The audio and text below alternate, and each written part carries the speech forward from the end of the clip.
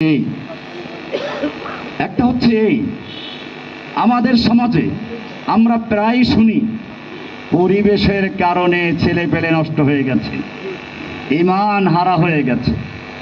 আমি বলি কি, যেই ঈমান পরিবেশের কারণে অর্জিত হয়েছে সেই ঈমান পরিবেশের দ্বারাই নষ্ট হয়ে যায়। হয়তো আপনি খেয়াল বুঝেন না কি বলছি, একটু ব্যাখ্যা দিচ্ছি। আপনি আমি ঈমান পেয়েছি কিভাবে? আমাদের মা বাবা মুসলমান, আমাদের পরিবেশ মুসলমান, আমাদের আত্মীয় স্বজন মুসলমান, দেশটা মুসলমান, সেজন্য আমরা মুসলমান। আমাদের ইসলামটা পরিবেশের কারণে অর্জন হয়েছে, সেজন্য এটার জন্য অতটা মায়া নেই। এই জন্য পরিবেশ যখন পাল্টে যায়, যখন আমাদের ছেলেরা ইউরোপে চলে যায়, তখন ঈমান ওখানের সাথে মিশে যায়, ঈমান থাকে না। কিন্তু যে ঈমান বুঝে শুনে অর্জন হয়, যে ঈমান বুঝে শুনে গ্রহণ করা হয়, যে ঈমান ফা'লাম আন্নাহু লা ইলাহা ইল্লাল্লাহ, ফা'লাম জেনে নাও, বুঝে নাও, লা ইলাহা ইল্লাল্লাহকে বুঝে নাও, এইভাবে অর্জিত হয়। সেই ঈমান যখন উত্তপ্ত বালুর উপরে রেখে উপরে পাথর চাপা দেওয়া হয়, ঈমান থেকে চুল পরিমাণ সরাতে পারে না। যে ঈমান বুঝে শুনে হয়, পরিবেশের কারণে নয়, সেই ঈমান যখন সুমাইয়ার মতো রাদিয়াল্লাহু তাআলা আনহা লজ্জাস্থানে বর্ষা দিয়ে আঘাত করে করে হত্যা করা হচ্ছে, আর তখন সে একই কথা বলছে, আহাদ আহাদ, ঈমান থেকে চুল পরিমাণ বিচ্যুত করতে পারে নাই। কারণ সেই ঈমান পরিবেশের কারণে ছিল না, সেই ঈমান ছিল বুঝে শুনে।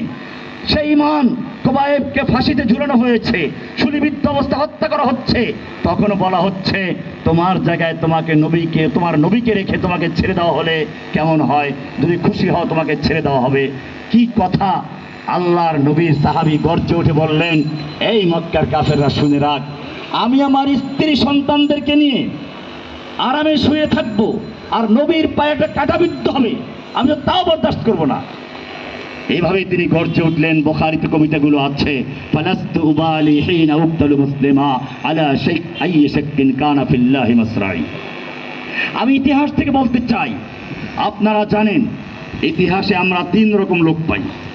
মূসা আলাইহিস সালাম একদল লোক নিয়ে ফেরাউনের বিরুদ্ধে দাঁড়ালেন, সামনে নদী পড়ল, রাস্তা হয়ে গেল, লোকগুলো পার হয়ে চলে আসলো, আল্লাহর মুজিজা সরাসরি প্রত্যক্ষ করলো। কিন্তু তারপরে যখন তাদের বলা হলো তোমরা বাইতুল মুকাদ্দাসে প্রবেশ করতে হবে, তোমাদের যুদ্ধ করতে হবে, লোকগুলো কি বলল?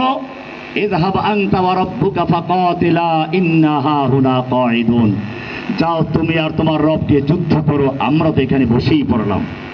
আল্লাহ সুবহানাহু ওয়া তাআলা তাদেরকে বসাইয়ে দিলেন। 40 বছর পর্যন্ত সেই ময়দানে ঘুরপাক খেয়েছে, ওখান থেকে বের হতে পারে নাই। এ হলো একদল লোক যারা অনুসারী, কিন্তু তাদের নেতার কথা তারা অমান্য করেছে। আর এক দল দেখব যারা তাদের নেতাকে দাওয়াত দিয়েছে অত্যন্ত ভালোবেসে। ইমাম হুসাইন রাদিয়াল্লাহু তাআলা আনহু মদিনার গভর্নর যখন এজিদের বায়াত নেওয়ার জন্য চাপ দিলেন, তিনি রাতের বেলায় চলে গেলেন। মক্কায় চলে যাওয়ার পরে কুফার লোকেরা চিঠি লেখলো, পত্র লেখলো, আসুন আমরা আপনার পক্ষে আছি, আপনাকে বায়াত দেওয়ার জন্য প্রস্তুত হয়ে আছি। ইমাম হুসাইন রাদিয়াল্লাহু তাআলা আনহু আপনারা জানেন তার চাচাতো ভাই মুসলিম ইবনে আকিলকে পাঠিয়েছিলেন। তিনি সেখানে গিয়ে দেখলেন যে ঠিকই সব ইমাম হুসাইনের পক্ষের লোক, ওনার হাতে 12,000, কোনো বর্ণনায় 18,000 লোক বায়াত নিল। ইমাম হুসাইনকে উনি পত্র লেখলেন, ইমাম হুসাইন চলে যাচ্ছেন। ইমাম হুসাইনকে বিভিন্ন সাহাবীরা বলেছিলেন ওখানে যাবেন না আপনি, বিশেষ করে ইবনে আব্বাস রাদিয়াল্লাহু তাআলা আনহু সহ অনেক সাহাবী। তিনি রওনা হলেন, পথিমধ্যে জানতে পারলেন মুসলিম ইবনে আকিলকে হত্যা করা হয়েছে, পরিবেশ পাল্টে গেছে। ওই লোকগুলোই এখন এজিদের বায়াত দিয়ে দিয়েছে। উনি ফিরে যাওয়ার জন্য চিন্তা করেছিলেন, কিন্তু মুসলিম ইবনে আকিলের ভাইরাও তার সঙ্গে ছিল। তারা বলল, তুমি ইচ্ছে করলে ফিরে যাও, আমাদের ভাইকে হত্যা করা হচ্ছে, আমরা তার প্রতিশোধ নিয়ে হয়তো যুদ্ধ করে বিজয় লাভ করবো, নয়তো আমরাও শহীদ হয়ে যাবো, আমরা ফিরে যাব না। বাধ্য ইমাম হুসাইন চললেন। ফারাজদাক কবির সাথে দেখা হলো, জিজ্ঞেস করলো কুফার অবস্থা কি। ঐতিহাসিক কথা, এই কথাটা খুব ভালো মনে রাখবেন, আমি জেলখানার দেওয়ালে এই কথা লিখে রেখে এসেছি। ফারাজদাক শাহের বলছিল সেখানের লোকদের অবস্থা হচ্ছে কি? কবি মানুষ, সাহিত্যিক মানুষ, কুলুবুহুম মাআক ওয়া সুয়ুফুহুম আলাইক, বলেন কুলুবুহুম মাআকা সুয়ুফুহুম আলাইকা। আরবি সাহিত্যের উচ্চাঙ্গ ভাষা এটা। তাদের অন্তর আপনার সঙ্গে আছে, তাদের তলোয়ারগুলো আপনার বিরুদ্ধে দাঁড়িয়ে আছে। ইমাম হোসাইন চললেন, গিয়ে দেখলেন যুদ্ধের ময়দানে লোকগুলো দাঁড়িয়ে আছে ওনাকে হত্যা করার জন্য। সেই লোকগুলো তো সেই শামের বাহিনী না, এজিদের শামের সিরিয়ার বাহিনী না, এই লোকগুলো তো কুফার লোক, এই লোকগুলো তো আমার আব্বার শিষ্য সব। তিনি নাম ধরে ধরে ডাকতে শুরু করলে, এই অমুকের ছেলে অমুক, তুমি না আমাকে দাওয়াত দিয়েছিলে? অমুকের ছেলে অমুক, তুমি দাওয়াত দিয়েছিলে? বলে হ্যাঁ, আমরা তো দাওয়াত দিয়েছিলাম, কিন্তু এখন আপনার সঙ্গে নাই। এখন আপনি হয়তো এজিদের বায়াত দিবেন, নতুবা আপনার বিরুদ্ধে আমরা যুদ্ধ করার জন্য প্রস্তুত। এই হলো এক দল লোক। আর এক দল লোক সেই বায়াতুল আকাবায় বসে আছে, নবীর সঙ্গে বসে আছে। সেখানে বায়াত হচ্ছে, আল্লাহর নবী যাবেন, ওরাও নিবে। আব্বাস তখন আল্লাহ রসুলের চাচা, ইসলাম কবুল করেন নাই। তিনি দেখলেন অবস্থা খারাপ, দাঁড়িয়ে বলেন, এই মদিনাবাসী, তোমরা কি জানো কি করতে যাচ্ছ? তোমরা মুহাম্মদ সাল্লাল্লাহু আলাইহি ওয়াসাল্লামকে যদি মনে করো মক্কা অসহায় অবস্থায় আছে, ভুল বুঝেছ। জেনে রাখো, মক্কায় মুহাম্মদ সাল্লাল্লাহু আলাইহি ওয়াসাল্লাম অসহায় নন। বনু হাশেম, বনু মুত্তালিব একটা লোক থাকা পর্যন্ত মুহাম্মাদের কোনো ক্ষতি কেউ করতে পারবে না। কিন্তু তোমরা যদি তাকে নিয়ে যাও, তার মানে হচ্ছে এই, তোমাদের যুবকদের গর্দানগুলো উড়ে যাবে, তোমাদের স্ত্রীগুলো বিধবা হবে, তোমার সন্তানগুলো এতিম হবে। তখন যদি তোমরা তাকে ছেড়ে দাও, এখনই বুঝে নাও। মক্কা মদিনার সাইয়্যিদুল আনসার দাঁড়িয়ে বললেন, হে নবী আব্বাস, শুনে রেখো, আমরা আল্লাহর নবীকে বুঝে শুনে নিয়ে যাচ্ছি। আমরা আল্লাহর নবী যদি বলেন এই সমুদ্রের, উত্তর সমুদ্রে ছাপ দেওয়ার জন্য, আমরা তা দিতে রাজি আছি। আমরা আপনার ডানে থাকবো, বামে থাকবো, সামনে থাকবো, পিছনে থাকবো। জেনে রাখবেন, আমাদের একটা লোকের জীবন থাকা পর্যন্ত আপনার কেউ ক্ষতি করতে পারবে না। আমরা আমাদের মা বোনদেরকে যেরকম নিরাপত্তা দেই, সেরকম নিরাপত্তা দিব ইনশাআল্লাহ। চুক্তি হয়ে গেল, আকাবার চুক্তি, বায়াতুল আকাবা ইতিহাস হয়ে রইল। আল্লাহর নবী মদিনায় গেলেন, কিন্তু শর্ত ছিল মদিনায় তারা সুরক্ষা দিবে। বদরের যুদ্ধের ইতিহাস আপনারা জানেন, যুদ্ধ করার জন্য বের হন নাই, কিন্তু যুদ্ধের পরিবেশ তৈরি হয়ে গেল। যুদ্ধটা মদিনার বাইরে। আল্লাহর নবী পরামর্শে বসলেন, জিজ্ঞেস করলেন, এই পরিস্থিতিতে আমরা কি করতে পারি? মুহাজির যারা মক্কার থেকে হিজরত করেছেন, তারা তো দাঁড়িয়ে বলছেন আমরা আছি, কিন্তু আল্লাহর নবী বারবার বলছেন আরো বলো, আরো বলো। উদ্দেশ্য হচ্ছে আনসারদের কথা জানা, কারণ তারা তো মদিনায় সুরক্ষা দেওয়ায় শর্তে আবদ্ধ, বাইরে না। মদিনার আনসারদের লিডার দাঁড়িয়ে বললেন, ইয়া রাসূলুল্লাহ, আপনি হয়তো আমাদের রায় জানতে চাচ্ছেন, কারণ আমরা আপনার সঙ্গে মদিনায় সুরক্ষা দেওয়ার জন্য, নিরাপত্তা দেওয়ার জন্য চুক্তিবদ্ধ, মদিনার বাইরে নয়। সেজন্য আপনি বোধহয় আমাদের মতামত জানতে চাচ্ছেন। ইয়া রাসূলুল্লাহ, আপনি জেনে রাখুন, আমরা আপনাকে আল্লাহর রসুল বলে স্বীকার করেছি, আপনার প্রতি নাযিল কিতাবকে আমরা কোরআন আল্লাহর কালাম বলে স্বীকার করেছি। আমরা বিশ্বাস করি আপনার সঙ্গে থেকে যদি আমরা মৃত্যুবরণ করি, আমরা শহীদ হয়ে যাব, জীবিত থাকলে গাজী হব। জেনে রাখবেন, আপনি আমাদের, আমি নবী, আপনাকে আমরা আল্লাহর রসুল বলে স্বীকার করে নিয়েছি, আমরা আপনার উম্মত। আপনি যদি আমাদেরকে, আমরা আবার বলছি, এই উত্তর সমুদ্রে ছাপ দেওয়ার জন্য বলেন, আপনার নির্দেশ মেনে আমরা উত্তর সমুদ্রে ছাপ দেওয়ার জন্য প্রস্তুত আছি। আমরা আপনার ডানে আছি, বামে আছি, সামনে আছি, পিছনে আছি, কিন্তু জেনে রাখবেন, আপনার দেহ একটা তীরে আসতে পারবে না যতক্ষণ পর্যন্ত আমাদের বুক থাকবে, আমরা জীবিত থাকবো। বাকি সিদ্ধান্ত আপনার, আপনি সিদ্ধান্ত নেন কি করবেন। আমি বলতে চাই, আমি এরকম একদল লোক চাই, যেই লোকগুলো এই আনসারদের মতো ভূমিকা পালন করবে। এই এলাকার যে ভাইরা আছেন, বিশেষ করে আশপাশের যে ভাইরা আছেন, আপনাদের মনে রাখতে হবে, যে কোনো প্রতিষ্ঠান দাঁড়াতে হলে সেখানে ত্যাগ এবং কোরবানি থাকে। বিশেষ করে হকের যে দাওয়াত যেখান থেকে প্রচারিত হবে, এই প্রতিষ্ঠান ইনশাআল্লাহ, আমি আল্লাহর কাছে আশাবাদী, এই প্রতিষ্ঠান থেকে যে দাওয়াত প্রচার হবে, আপনারা দেখেছেন হাতেমবাগের থেকে আমরা দাওয়াত শুরু করেছিলাম, বসিলা গিয়েছি, বসিলার থেকে আবার এখানে এসেছি। আমরা দাওয়াতের কাজ চালিয়ে যাচ্ছি, দাওয়াতকে বন্ধ করতে পারে নাই। আমরা জেলখানাতেও দাওয়াতের কাজ চালিয়েছি। আমি গত পরশুদিন প্রোগ্রামে কালকে না কোথায় রাজেন্দ্র কলেজে গিয়েছিলাম, সেখানে কারারক্ষীরা দেখা করেছে, ফরিদপুরে অনেক কারারক্ষী পুলিশ দেখা করেছে, ওরা জেলখানায় আমাদেরকে তাওহীদে দাওয়াত পেয়েছে। অনেক কারারক্ষী আছে এরকম যারা আমার জন্য চোখের পানি ঝরিয়েছে, আমার ঔষধপত্র যখন যা প্রয়োজন হয়েছে ঝুঁকি নিয়ে তারা আমাকে পৌঁছে দিয়েছে। আমি দোয়া করি সেই সব কারারক্ষী ভাইদের জন্য, আমি দোয়া করি আমার সেই কারাগারের বন্দী ভাইদের জন্য যারা এখনো কারাগারে আছে, আল্লাহ তাদেরকে দ্রুত মুক্তির ফয়সালা করে দিন। আমি দোয়া করি ওই সকল ভাইদের জন্য জুলাই আগস্টে অথবা তারও আগের থেকে এই জালেম শাহীর জুলুমের শিকার হয়ে জেলে গিয়েছে, পঙ্গুত্ব বরণ করেছে, শহীদ হয়েছে, আমি সকলের জন্য দোয়া করি আল্লাহ সুবহানাহু ওয়া তাআলা তাদের সকলের শাহাদাতকে কবুল ও মঞ্জুর করে দিন। যারা পঙ্গু হয়ে আছে, আমি দেখেছি জুলাই আগস্টে অনেকের চোখ হারিয়েছে, চোখ নাই, হাত নাই, পা নাই, এরকম অনেক লোক আমার জানা আছে। আপনারা জানেন আমি দীর্ঘদিন জেলে থাকার কারণে অনেকেই আমার নাম্বার আছে, ফোন দেয়, যোগাযোগ করে একটু সাহায্যের জন্য। আপনারা জানেন আমার দৌরত্ব কতটুকু আছে, আমি যতটুকু নিজে যেভাবে পাই, কেউ হাদিয়া দিল, আমার তো এখন কোনো কাজ নেই, এগুলো দিয়েই দিনের কাজ যতটুকু সম্ভব চালিয়ে যাচ্ছি, বন্দীদেরকে যতটুকু সম্ভব সাহায্য করে যাচ্ছি। আমি আপনাদেরকে বলি, আমি যখন প্রথম এই ঈদে যখন কোরবানির পশু জবাই করলাম, আমার কলিজায় সঙ্গে সঙ্গে জেলখানার কথা মনে পড়লো যে আমি তো বাইরে কোরবানি করলাম, জেলখানার ভাইদের কী হবে। সঙ্গে সঙ্গে আমি ভাতিজাকে বললাম, কাজ করো, দেখ চড়াও, একেবারে ভুনা করবে, পোড়া পোড়া ভুনা, যাতে করে 3 দিনও না পচে, নষ্ট না হয়। এরপরে ওই যে মহসিনরা গরু জবাই দিল, ওখান থেকে মাংস পাঠালো। আর এক ভাই একেবারে কেমনি জানতে পারছে, সেই নরসিংদী থেকে গোস্ত নিয়ে আসলো, 2 মণ প্রায় গোস্ত ভুনা করা হলো। চিন্তা করলাম কাকে দিয়ে পাঠাবো, জেলখানায় তো এগুলো ঢুকানো আর এক সমস্যা, পরীক্ষা করবে, এই করবে, সেই করবে। আমি নিজে নিয়ে গেলাম, জেল কর্তৃপক্ষকে জানানো হলো আগেই। আলহামদুলিল্লাহ আমি ধন্যবাদ জানাই জেল সুপারকে, Kashimpur high security jail super jailer, তারা আমাকে অত্যন্ত সম্মান দিয়েছেন এবং আমাকে বসায় বলছেন কী খেদমত করতে পারি। আমি বললাম যে আমার কোনো খেদমত নেই, এই মাংসগুলো পৌঁছে দেওয়ার। আলহামদুলিল্লাহ পুরো মাংসটা ভিতরে চলে গেছে এবং ভাইরা পরে জানিয়েছে যে অত্যন্ত সুন্দর হয়েছিল। আমার ভাতিজা ওই যে নাইমা মাস্টার সাহেবের ছেলে নাইম, যার বাসায় থাকে আর কি, অনেক পুরো রাত্রে সারা রাত ঘুমায় না, সেই দিন থেকে শুরু করে পরের দিন 9টা পর্যন্ত কাজ করেছে, একাই পাকাইছে।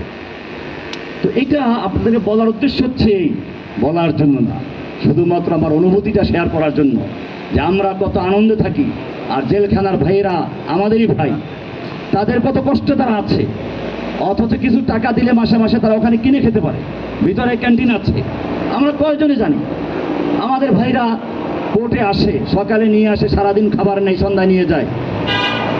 আমরা যদি তাদেরকে 1 প্যাকেট বিরিয়ানি কিনে দিতে পারি, দুপুরে খাওয়াটা হয়ে যায়। কিন্তু আমরা কি জানি, সুযোগটা তো আমাদের জানা নাই।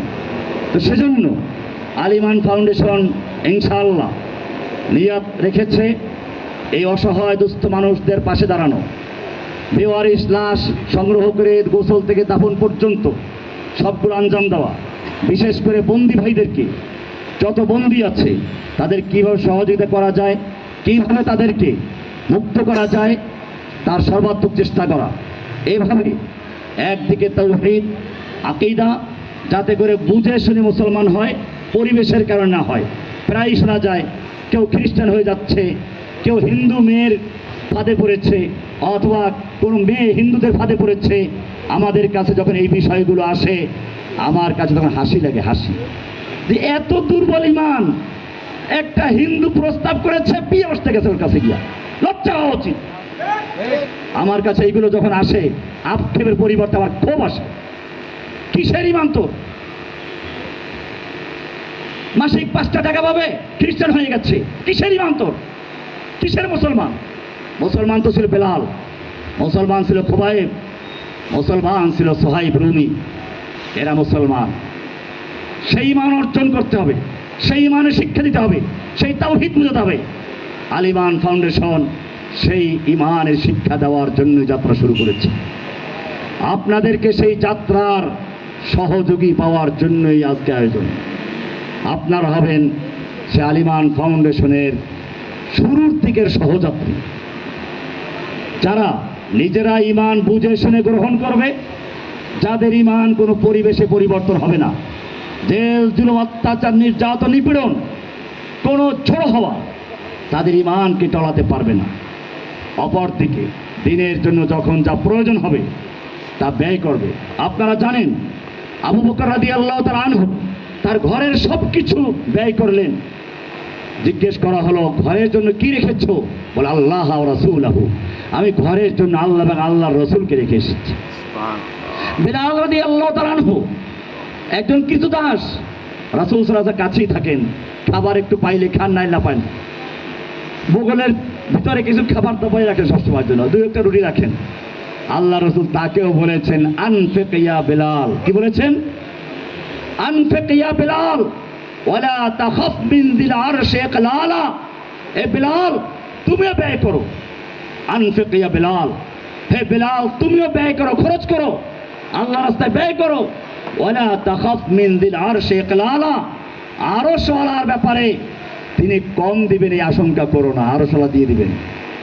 তুমি ব্যয় করো, দিবেন কে? আল্লাহ। ব্যয় করো, দিবেন কে? আল্লাহ। বেলালকে আল্লাহ রাসূল বলেছেন বেলাল ব্যয় করেছে। মর্যাদাটা এমন, মেরাজে গেছেন, বেলালের আওয়াজ পাচ্ছেন, বেলালের আওয়াজ পাচ্ছেন, খরমের আওয়াজ, যেন বেলাল সাথী আছে। এমনি হয় নাই, এমনি হয় নাই। লা তাহজানিন্নাল্লাহ মা'ানা, ভয় করো না, আল্লাহ আমাদের সঙ্গে আছে। কিয়ামত পর্যন্ত এই আয়াত মানুষ পড়বে, বেলালকে স্মরণ করবে।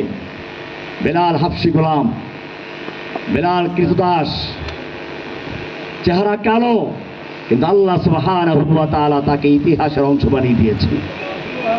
আপনাদের সামনেও সেই বেলাল হওয়ার সুযোগ না হলেও আজকের এই দিনের ফাউন্ডেশনের সূচনাতে অংশগ্রহণ করে সেই বেলালের পদাঙ্ক অনুসরণ করা, সোহায়েব রুমির পদাঙ্ক অনুসরণ করা, আবু বকর সিদ্দিকের পথ অনুসরণ করা, আজকে সেই সময় এসেছে আম্মার ইবনে ইয়াসির, সুমাইয়া রাদিয়াল্লাহু তাআলা আনহার মতো অংশগ্রহণ করা।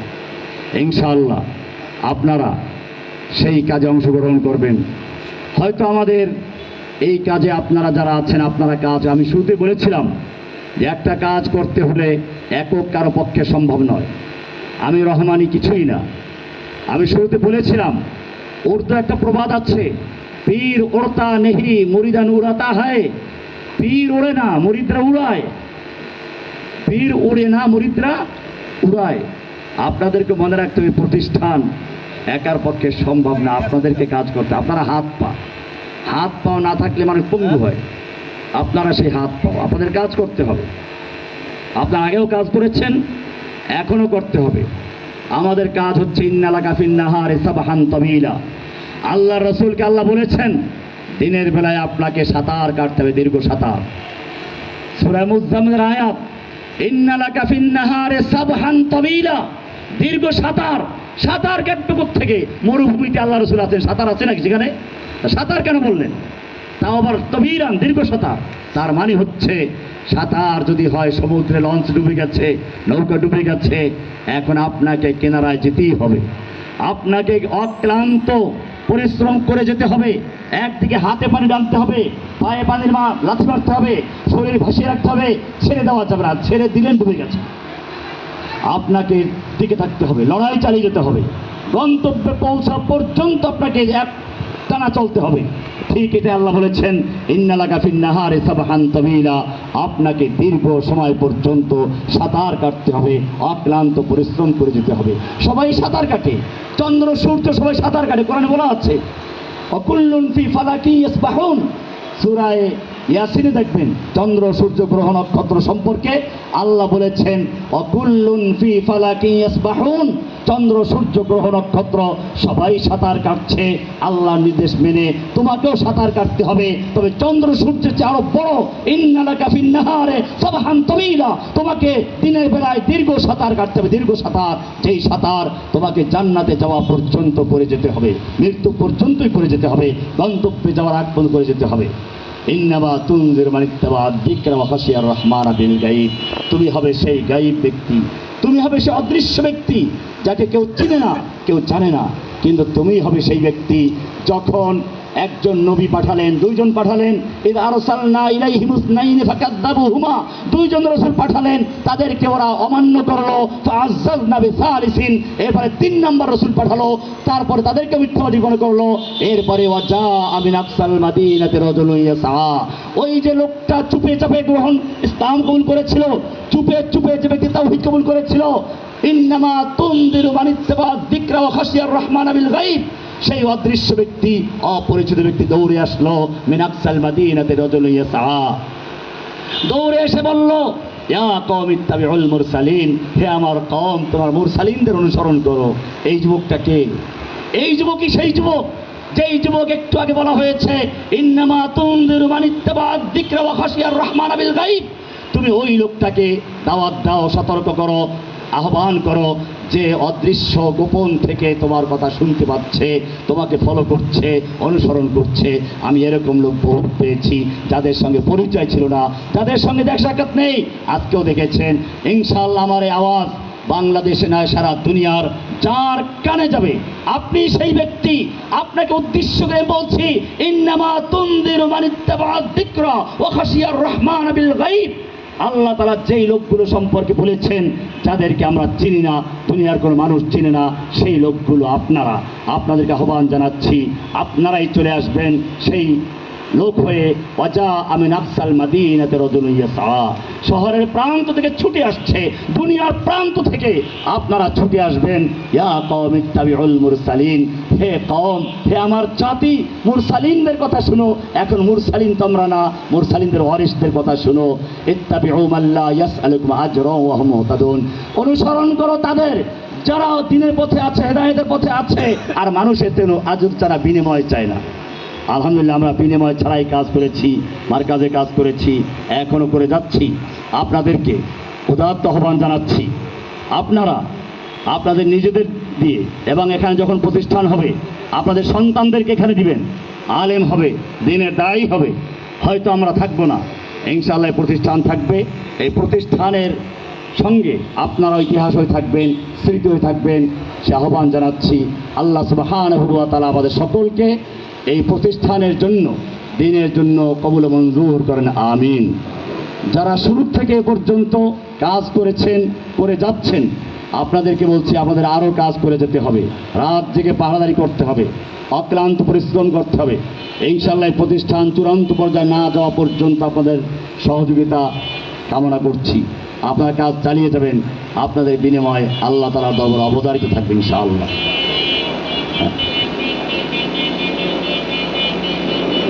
এক ভাইয়ের ছোট ভাই ইন্তেকাল করেছেন, নাম হলো আমির হামজা খান। আল্লাহ সুবহানাহু ওয়া তাআলা ভাই আমির হামজা খান, আমাদের বক্তা আমির হামজা না, ওনার ছোট ভাই নামের হামজা, আপনার ছোট ভাই, আল্লাহ তাআলা তাকে জান্নাতুল ফেরদৌসে মেহমান হলেন, আমিন। তো আমরা আজকে আর লম্বা করছি না, আপনাদেরকে দীর্ঘ সময় পর্যন্ত কষ্ট দিয়েছি। আজকে যারা কষ্ট করে আসলেন, আশা করি আপনাদেরকে সবসময় পাবো, সে আশা রেখে আর একটা জরুরি খবর, আমাদের যে প্রতি বৃহস্পতিবার দার্স হয়, তো এই বৃহস্পতিবার দার্সে আমি থাকবো না, আমার বাইরে সফর আছে। তো ইনশাআল্লাহ দার্সে আপনারা আজকে এখানে আসবেন। আর 2 নম্বর হলে 18 তারিখ, এই মাসের 18 তারিখ আমাদের গুরুত্বপূর্ণ এক দাওয়া প্রোগ্রাম আছে কাকরাইলে, ডিপ্লোমা ইঞ্জিনিয়ার্স ইনস্টিটিউশন ওখানে, এবং সেখানে আমাদের দারসুল ইমানের দ্বিতীয় পাঠ হবে, অত্যন্ত গুরুত্বপূর্ণ একটা অংশ হবে ইনশাআল্লাহ। এখানে আহমেদ রফিক ভাই থাকবে, জাকারিয়া মাসুদ থাকবে, শামসুল